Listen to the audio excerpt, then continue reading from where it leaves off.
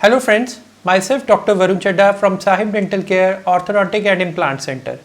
आज हम बात करेंगे कि रूट कैनाल ट्रीटमेंट के बाद हमें किन बातों का ध्यान रखना होता है, कौन कौन सी इसमें ज़रूरी इंस्ट्रक्शंस हैं। सबसे पहली बात, जब आपका रूट कैनाल ट्रीटमेंट हुआ है तो नेक्स्ट 1-1.5 घंटे के लिए आपने कुछ खाना या पीना नहीं है। इसका मेन रीज़न क्या रहता है कि due to the effect of anaesthesia, जो आपका एनेस्थीसिया लगाया होता है दांत सुन्न करने के लिए, जो रूट कैनाल ट्रीटमेंट के लिए ज़रूरी रहता है, उसके कारण जहाँ से आपने रूट कैनाल किया है वो वाला एरिया सारा सुन्न रहता है, और अगर हम वहाँ पे कुछ भी खाते हैं तो कई बार वो एरिया ना चाहते हुए बाइट हो जाता है, जिसके कारण बाद में अल्सरेशन या पेन हो सकती है। दूसरी बात, अगले 1 हफ्ते तक जिस दिन से आपने रूट कैनाल ट्रीटमेंट कराया, एटलीस्ट फॉर नेक्स्ट 1 वीक आपने कोई भी बहुत हार्ड चीज़ या बहुत स्टिकी चीज़ थोड़ा अवॉइड करना है। इसका रीज़न क्या रहता है कि जब हमने रूट कैनाल किया है तो कई बार दांत के नीचे थोड़ा सा पेरिएपिकल प्रॉब्लम रहती है। उस चीज़ को, टेंडरनेस को ठीक होने के लिए 7 से 10 दिन का टाइम चाहिए होता है। उतनी देर के लिए आपने कोई भी हार्ड या स्टिकी चीज़ at least for 7 to 10 days root canal जहाँ पे आपका किया हुआ है उस साइड से आपने नहीं खानी।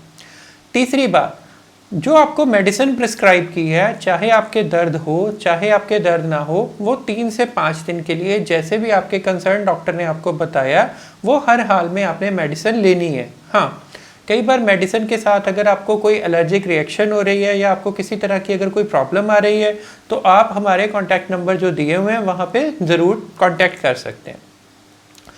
नेक्स्ट पॉइंट जो यहाँ पे मैं क्लियर करना चाहता हूँ, वो मेन बात ये है कि कई बार क्या होता है कि जब हमने रूट कैनाल कंप्लीट की, जस्ट आफ्टर दैट पेन या स्वेलिंग हमें थोड़ी बहुत फील होती है या कई बार वो बढ़ भी जाती है।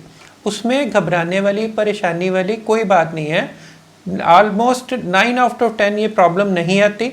कहीं अगर 5-10% केसेस में अगर वो दिक्कत आती है तो आपको जो भी मेडिसिन बताई गई है आप वो टाइम से लें। अगर फिर भी दिक्कत लगती है तो आप हमें इमरजेंसी के टाइम पे जब मर्जी कांटेक्ट कर सकते हैं। ये तीनों-चारों बातों का आपने खास तौर पे ख्याल रखना है।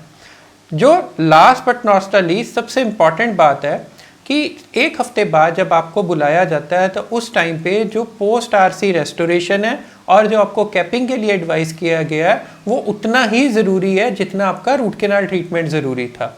रूट कैनाल से क्या है कि हमारी पेन वगैरह ठीक हो गई, सेंसिटिविटी ठीक हो गई, बट जो दांत की न्यूट्रिशन ख़त्म हो जाती है उसके कारण टूथ अंदर से वीक हो जाता है। उस वीकनेस को ख़त्म करने के लिए हम उसके ऊपर एक पोस्ट एंडोडोंटिक रेस्टोरेशन देते हैं, या उसके ऊपर अगर रिक्वायर्ड हो तो कैपिंग करनी पड़ती है ताकि फ्यूचर में आपके टूथ की लाइफ ज़्यादा हो, वो टूटे ना, उसमें फ्रैक्चर के चांसेस ना हो। ये सारी इंस्ट्रक्शंस अगर आप प्रॉपरली फॉलो करते हैं तो आपको रिगार्डिंग आरसी मोस्ट लाइकली कोई भी प्रॉब्लम नहीं आने वाली। Thank you.